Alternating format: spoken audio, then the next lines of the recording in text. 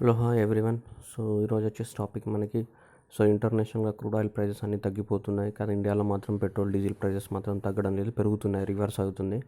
So అసలు crude oil ఏంటిది, so ఏ country highest production ఉంది, ఎక్కడ రిజర్వ్స్ ఎక్కువ ఉన్నాయి, అసలు ఇండియాలో ప్రైస్ ఎలా డిటర్మైన్ చేస్తారు, ఏమేమి ట్యాక్స్లు వేస్తారు, సో ఎందుకు క్రూడ్ ఆయిల్ ప్రైజెస్ ఇప్పుడు పడిపోతున్నాయి. సో ఇది అన్ని ఎగ్జామ్స్కి ఇంపార్టెంట్, ఒక ఎగ్జామ్ అని కాదు, ఈవెన్ ఇంటర్వ్యూ పర్పస్ కూడా చాలా important, and even general purpose కూడా తెలుసుకోవాల్సిన అవసరం ఉంది అందరికీ.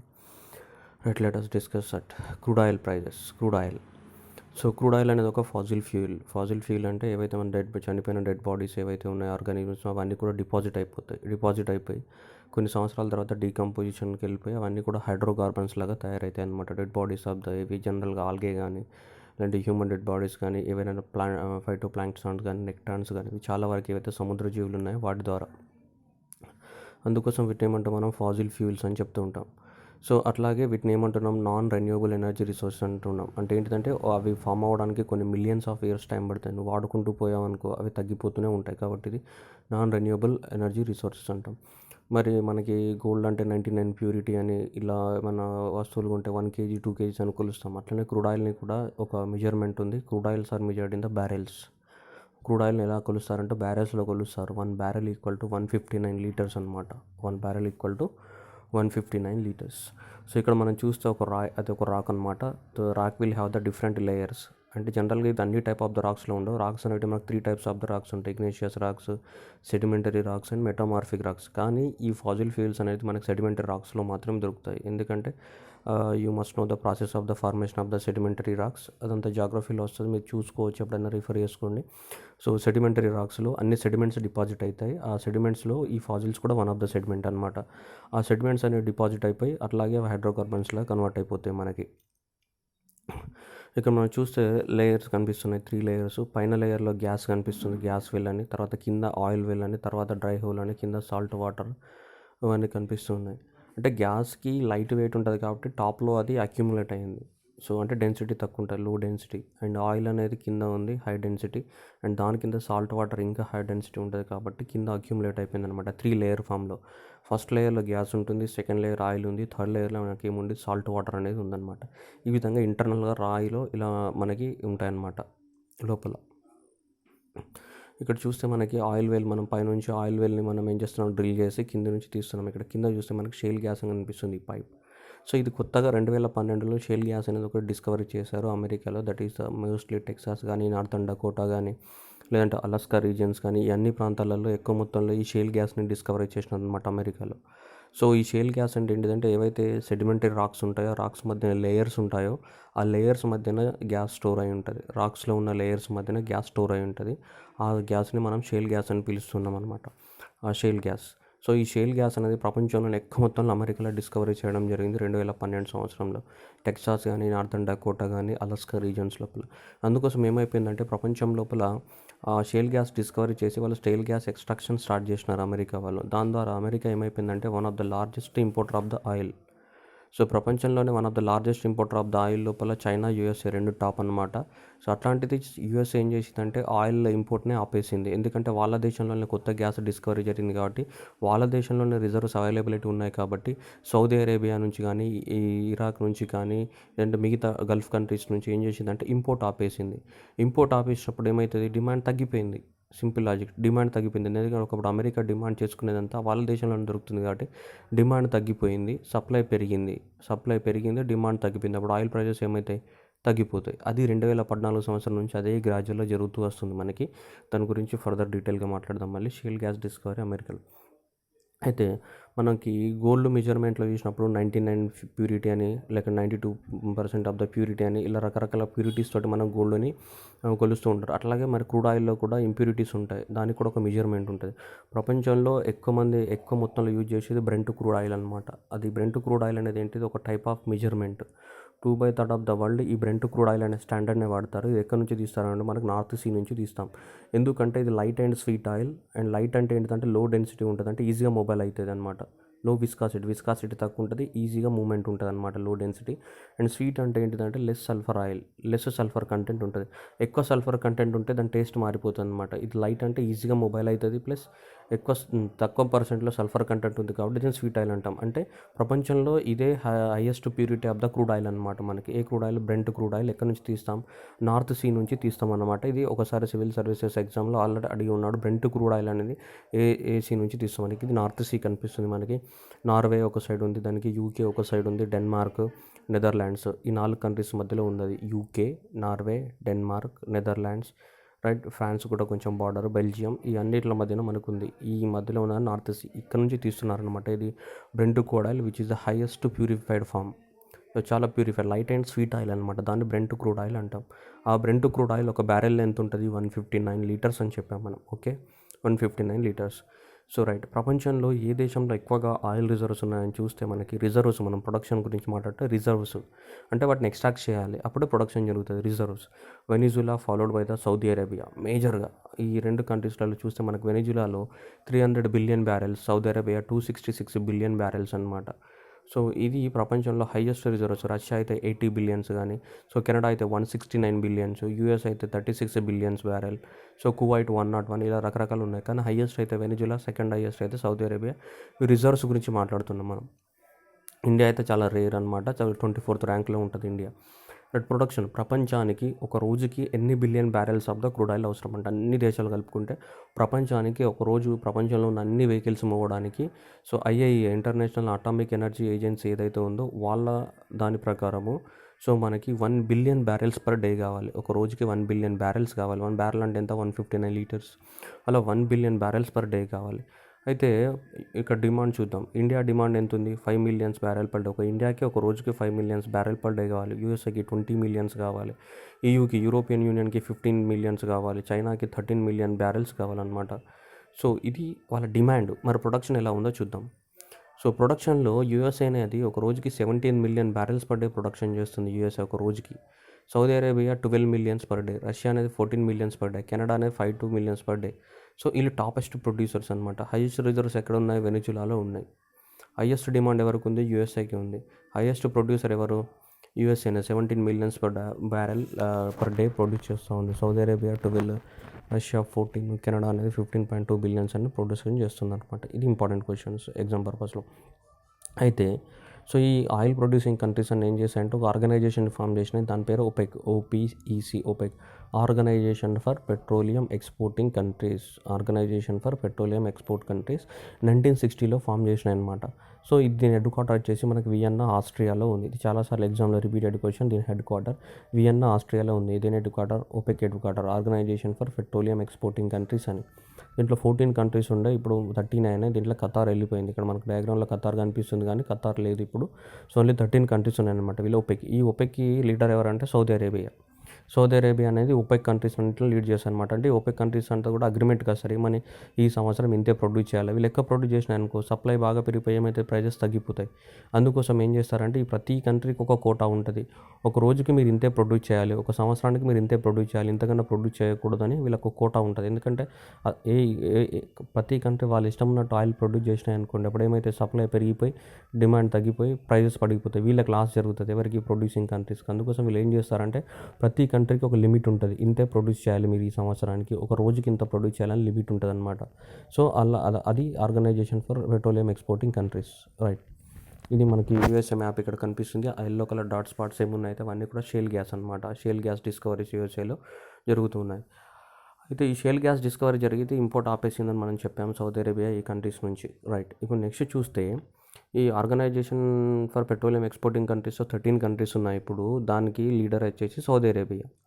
అయితే కొన్ని కంట్రీస్లో ఆయిల్ ఉంది కానీ అవి OPECలో కంట్రీస్ కావన్నమాట. నాన్ OPEC కంట్రీస్ అంటే OPECలో జాయిన్ కాలేవు. దాంట్లో మేజర్గా రష్యా అనమాట. రష్యా కానీ, మలేషియా కానీ, కెనడా కానీ, సింగపూర్ కానీ, ఇట్లాంటి వీళ్ళకి కూడా కొన్ని ఆయిల్ రిజర్వ్స్ ఉన్నాయి కానీ తక్కువ మొత్తంలో ఉన్నాయి. వీళ్ళు ఏంటంటే నాన్ OPEC కంట్రీస్, అంటే OPECలో జాయిన్ కాలేవు. అంటే వీటిని ఏమంటారంటే OPEC+ అంటాం. OPEC+. దీనికి లీడర్ ఎవరు? రష్యా. OPECకి లీడర్ ఎవరు? Saudi Arabia. OPEC+కి లీడర్ ఎవరు? Russia, right. నెక్స్ట్ థర్డ్ ఎవరు ఉన్నారు? హైయెస్ట్ ప్రొడ్యూసర్ USA ఉన్నారు. ఇప్పుడు ఈ ముగ్గురు మధ్యన వార్ జరుగుతుంది. OPEC+, USA. సో దానివల్ల ఆయిల్ ప్రైజెస్ ఇంకా పడిపోయినాయి, విపరీతంగా పడిపోయినాయి. ఒపెక్ అనేది కంట్రీస్ ఎవరు? సౌదీ అరేబియా ప్లస్ దాంతో కలుపుకొని 13 కంట్రీస్ ఉన్నాయి. వీళ్ళు ఏమంటారంటే ఇప్పుడు కోవిడ్ ఇంపాక్ట్ వచ్చింది కాబట్టి మనం ఆయిల్ ప్రొడక్షన్ తగ్గించాలి. ఒకవేళ తగ్గించకుండా ఇలానే మనం పెంచామనుకోండి ఆయిల్ ప్రైస్ సప్లై పెరిగి ఆయిల్ ప్రైజెస్ అనేవి తగ్గిపోతాయి. సో మా ఎకానమీస్ అన్ని లాస్ అవుతాయి. ఆయిల్ ప్రొడక్షన్ తగ్గించాలనేది ఒపెక్ కంట్రీస్ యొక్క డిమాండ్. ఒపెక్ ప్లస్కి లీడర్ ఎవరు? రష్యా ఏమంటుంది అంటే నో ఆయిల్ మేము ప్రొడక్షన్ తగ్గించాము, సో ఇలానే ప్రొడక్షన్ కంటిన్యూ చేయాలి, లేకపోతే మా ఎకానమీస్ దెబ్బతింటే మేము ప్రొడక్షన్ తగ్గిస్తే అని రష్యా ఇంటెన్షన్. యూఎస్ఏ అనేది దానికి షేల్ గ్యాస్ ఉంది కాబట్టి విపరీతంగా ప్రొడక్షన్ జరుగుతుంది. అది ఎవరి మాట వినదు, దాని పని ఏదో వాళ్ళే చూసుకుంటున్నారు. ఇప్పుడు రష్యా ఎందుకు వద్దంటుందన్నది ఇక్కడ పాయింట్. సో ఆయిల్ ప్రైసెస్ తగ్గిపోతే రష్యా కూడా లాస్ అవుతుంది కదా అంటే లాస్ అవుతుంది, కానీ రష్యా పాయింట్ ఏంటంటే ఆయిల్ ప్రైసెస్ తగ్గాలనే కోరుకుంటుంది. ఎందుకు అంటే అమెరికాని దెబ్బ కొట్టాలని. ఎందుకంటే ఇక్కడ ఆయిల్ ప్రైసెస్ తగ్గిపోతే అమెరికాలో కూడా ఆయిల్ ప్రైసెస్ ఏమైతే తగ్గిపోతాయి, అమెరికాలో ఆయిల్ ప్రైసెస్ తగ్గి అమెరికా ఎకానమీ కూడా ఇంపాక్ట్ అవుతుందని వాళ్ళ ఇండైరెక్ట్ ప్లాన్ అనమాట రష్యాది. సో అందుకోసం ఏం చేశారు, రష్యా అనేది ప్రొడక్షన్కి నో చెప్పింది. యూఎస్ఏ అనేది కంటిన్యూస్ ప్రొడక్షన్ చేస్తుంది, ఎందుకంటే వాళ్ళ దేశంలో మనం ఆపడమనడానికి ఎవరు లేరు, ఇండిపెండెంట్ కంట్రీ. కానీ వీళ్ళు మాత్రం ఆర్గనైజేషన్స్ కదా, ఒక 10-12 కంట్రీస్ కలిపి నిర్ణయం తీసుకోవాలి. అమెరికాకి అలాంటి అవసరం లేదు, వాళ్ళ ఇష్టం అది. సో ఒపెక్ ప్లస్ కంట్రీస్ ఏమో వద్దంటున్నాయి, ప్రొడక్షన్ కట్ వద్దు, కంటిన్యూ చేయాలంటున్నాయి. ఒపెక్ ఏమో తగ్గించాలనుకుంటాయి. ఈ రెండిట్ల మధ్యన ఏం చేస్తున్నాయంటే సో అటు సౌదీ అరేబియా తగ్గించలేదు, ఇటు రష్యా తగ్గించలేదు, ఇద్దరు కంటిన్యూగా ప్రొడక్షన్ చేస్తూనే పోయడం వల్ల మనకి ఏమైందంటే సప్లై పెరిగి అనేది డిమాండ్ తగ్గి సో క్రూడ్ ఆయిల్ ప్రైజెస్ అనేవి మనకి దాదాపు జనవరి మంత్లో $60 పర్ బ్యారెల్. ఒక బ్యారెల్కి $60 ఉన్నది $16 వచ్చింది. $16 మీరు అర్థం చేసుకోవాలి, $16 మనకి ప్రైస్ పడిపోయింది అనమాట. ఇక్కడ చూస్తే ఒపెక్ లెడ్ బై ఇక్కడ మీకు టేబుల్లో చూసుకోవచ్చు ఎవరి ఇంటెన్షన్ ఏంటిది అనేది. ఇక్కడ ముగ్గురు మధ్యన వార్ జరుగుతుంది, USA, Saudi Arabia, Russia. 60 barrels ఉన్నది కాస్త 30 బ్యారెల్స్కి వచ్చింది, 30 బ్యారెల్స్ ఉన్నది ఇప్పుడు 16 బ్యారెల్స్కి వచ్చింది, మళ్ళీ $16 వచ్చింది.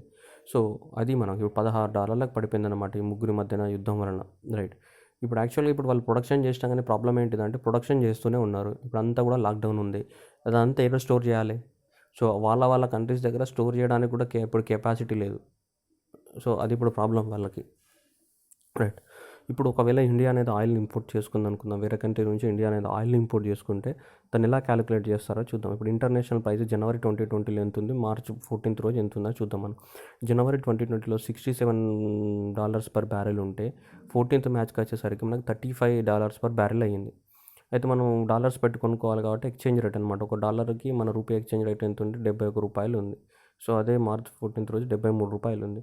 సో ఇప్పుడు మల్టిప్లై చేసామనుకోండి, 67 × 71, ఇక్కడ 35 × 73 ఎంత అయింది, 4784 రూపీస్ అయింది, ఇక్కడ 258 రూపీస్ అయింది. 1 barrel of the crude oil ఎంత, 159 లీటర్స్, 159 లీటర్స్.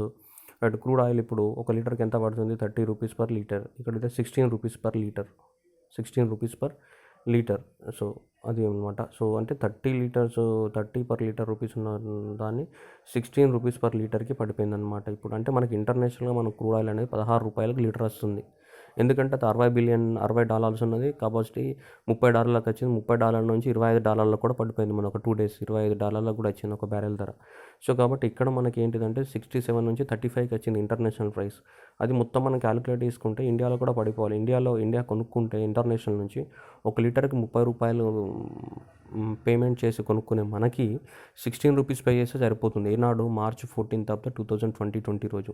జనవరిలో $30 పెడితే లీటర్కి, మార్చ్కి వచ్చేసరికి $16 పెడుతున్నాం లీటర్కి. అయినా సరే ఇండియాలో రివర్స్ జరుగుతుంది, ప్రైజెస్ పెరుగుతున్నాయి కానీ ప్రైజెస్ తగ్గడం లేదు. ఎందుకనే చూద్దాం మనం. ఇప్పుడు ఇంపోర్ట్ కాస్ట్ ఎంత, జనవరిలో $30 లీటర్ ఉండే, సో మార్చ్ వచ్చేసరికి 16 లీటర్స్ అయింది. అయితే అది క్రూడ్ ఆయిల్, ఆ క్రూడ్ ఆయిల్ని ఏం చేయాలి, మళ్ళీ మనం ఆయిల్ మార్కెటింగ్ కంపెనీ ఓఎన్జీసీ కానీ, హెచ్పిసి కానీ, భారత్ పెట్రోలియం కానీ, ఇండియన్ ఆయిల్ కార్పొరేషన్ కానీ వీళ్ళందరికీ తీసుకొస్తారు. తీసుకొచ్చి మళ్ళీ దాన్ని ఏం చేస్తారు, రిఫైన్ చేస్తారు, దానిలో ఉన్న సల్ఫర్ కంటెంట్ అంతా కూడా తీసేస్తే అంతప్పుడు ఏమంటాం, ప్యూరిఫికేషన్ అంటాం. మరి ప్యూరిఫికేషన్ చేసినందుకు కొంచెం కాస్ట్ అవుతుంది కదా, ఆ కాస్ట్ యాడ్ చేయాలి, ప్లస్ వాడు ప్రాఫిట్స్ యాడ్ చేసుకుంటాడు మళ్ళీ, రైట్. అంటే ఆయిల్ మార్కెటింగ్ కంపెనీస్ వాడికి ఏంటిది, వాడు ఇంపోర్ట్ చేసుకున్నందుకు కాస్ట్, లాజిస్టిక్స్ కాస్ట్ ప్లస్ వాడి ప్రాఫిట్స్ యాడ్ చేసుకుంటాడు. Import cost plus oil marketing company యొక్క purification cost plus profits, plus next central government central excise duty వేస్తుంది, దాని మీద స్పెషల్ అడిషనల్ ఎక్సైజ్ డ్యూటీ, దాని మీద మళ్ళీ రోడ్ ఇన్ఫ్రాస్ట్రక్చర్ చేస్తూ, ఇదంతా సెంట్రల్ గవర్నమెంట్. ప్లస్ మళ్ళీ ఏం చేస్తుంది, డీలర్ గాడు మన దగ్గర ఉంటాడు కదా, అమ్మేటోడు లోకల్లో, వాడు ప్రాఫిట్ వేసుకుంటాడు లీటర్కి $3 $4, ప్లస్ స్టేట్ గవర్నమెంట్ వ్యాట్, ఇవన్నీ కలిపితే ఫైనల్ ప్రైస్ అవుతుంది ఇండియాలో. ఇప్పుడు చూద్దాం, ఒక్కొక్క దాని గురించి డీటెయిల్గా చూద్దాం మనం, రైట్. పెట్రోల్ మీద ఇంపోర్ట్ కాస్ట్ ఇవన్నీ ఉన్నాయి మనకి. Excise duty plus special excise duty plus road taxes ఉన్నాయి. మనం ఇప్పుడు ఇండియాలో చూస్తే పెట్రోల్ పైన excise duty 4.98 rupees per litre, special excise duty అయితే 8 రూపీస్ ఉంది, రోడ్ సెస్ అయితే 10 రూపీస్ ఉంది. టోటల్గా పెట్రోల్ పైన సెంట్రల్ గవర్నమెంట్ వేసే ట్యాక్సెస్ 22 రూపాయల 98 పైసలు.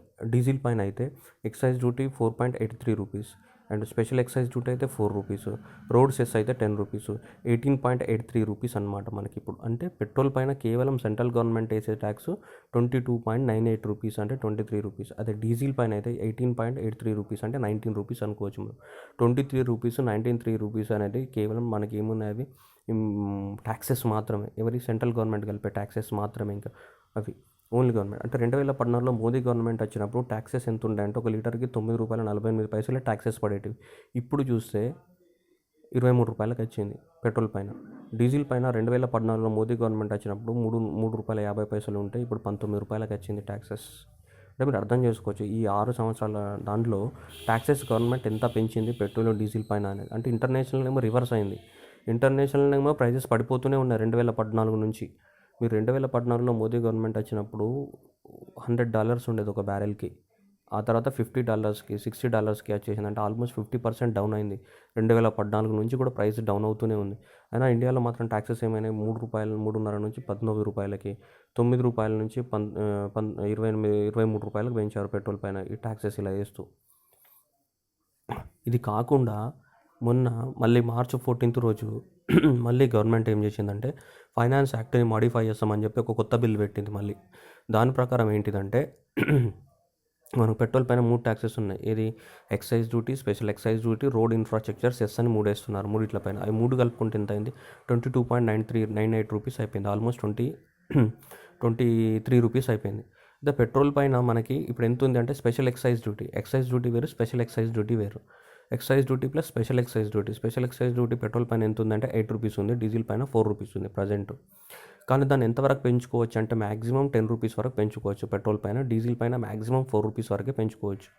ద గవర్నమెంట్ ఏం చేసిందంటే మన మార్చ్ మంత్లో కొత్త యాక్ట్ని ఫైనాన్స్ యాక్ట్ 2020 ఇంట్రడ్యూస్ చేసి లోక్సభలో దాన్ని మాడిఫై చేసి ఏం చేసిందంటే పెట్రోల్ పైన స్పెషల్ ఎక్సైజ్ డ్యూటీని 8 రూపాయలు పెంచుతూ 18 రూపాయల వరకు పెంచుకోవచ్చని చట్టాన్ని మాడిఫై చేసింది. అట్లాగే డీజిల్ పైన 4 రూపీస్ వరకే మ్యాక్సిమం లిమిట్ అనమాట మనం స్పెషల్ ఎక్సైజ్ డ్యూటీ వేయడానికి.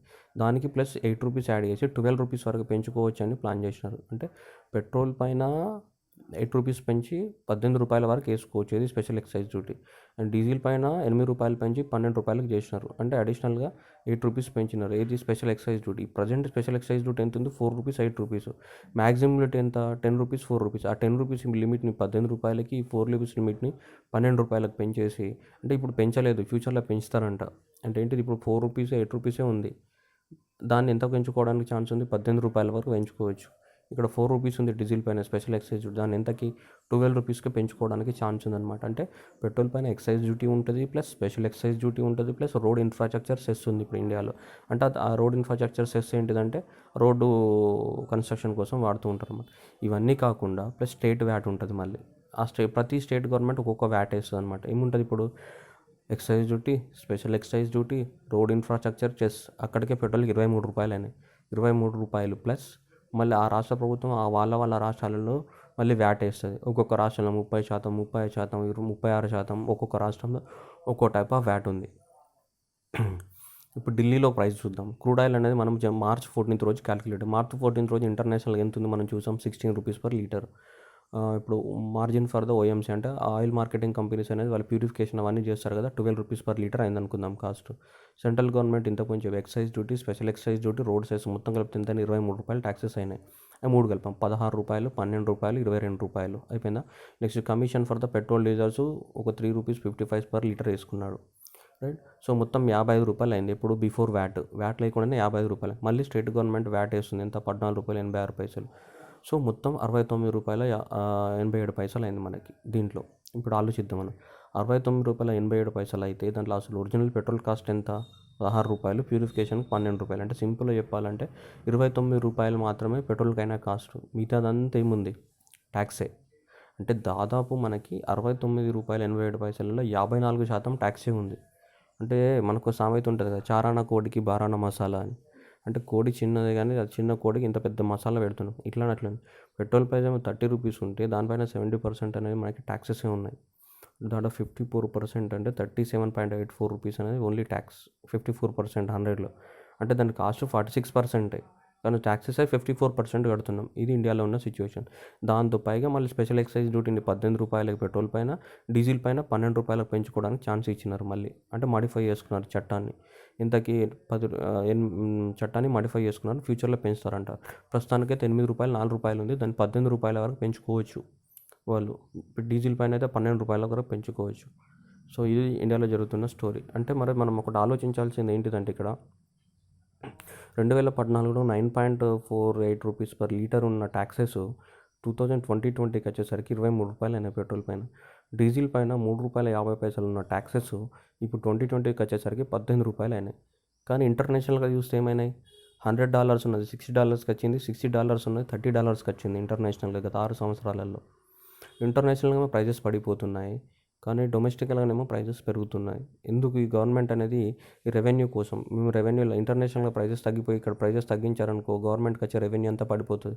అందుకోసం రెవెన్యూని ఇంకా పెంచుకోవడానికి ఇంకా ప్రైజెస్ పెంచుతున్నారు. అట్లీస్ట్ గవర్నమెంట్ అనేది ప్రైజెస్ పెంచకుండా ఉన్న ప్రైజెస్ దగ్గరన్నా ఉంచాలి, లేదంటే స్టేట్ గవర్నమెంట్లు వ్యాట్లన్నా తగ్గించాలి. కానీ ఇలా ఇష్టం ఉన్నట్టు మళ్ళీ ఇంకా స్పెషల్ ఎక్సైజ్ డ్యూటీ పెంచుకోవడానికి ఛాన్స్ ఇస్తామంటే ఇంకా అది గవర్నమెంట్ విఘ్నత. రైట్.